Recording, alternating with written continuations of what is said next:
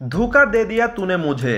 নিকো উইলিয়ামসকে এই কথাটা ছাড়া আর কিছু বলার নেই বার্সেলোনার। নিকো উইলিয়ামস এফসি বায়ার্ন মিউনিখকে রিজেক্ট করেছে বার্সেলোনার জন্য, তাও একবার না দুইবার। সব শেষে 150% শিওর ছিল বার্সেলোনায় যাবে, কিন্তু শেষে বার্সেলোনাকে ধোঁকা দিয়ে দিল নিকো উইলিয়ামস। 2035 সালের জুন পর্যন্ত অ্যাথলেটিক ক্লাবের সাথে নতুন দীর্ঘমেয়াদী চুক্তি স্বাক্ষর করেছেন সে।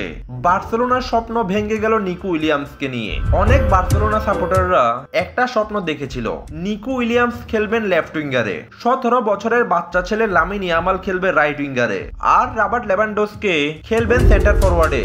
এখন অনেকেই বলবেন রাফিনহা কই? তাদের স্বপ্নের ত্রয়ীতে রাফিনহা আসবে না, কারণ রাফিনহা একজন ব্রাজিলিয়ান। বার্সেলোনার হয়ে এমন একটা সিজন কাটানোর পর তাকে ব্যালন ডিওর লিস্টে টপ 1 to 3 এর মধ্যে থাকার কথা ছিল, কিন্তু সে টপ 5 এর মধ্যেও নেই। টপ 5 এর মধ্যে আছে লামিন ইয়ামাল আর পেদ্রি। থাক, ওইদিকে আর গেলাম না।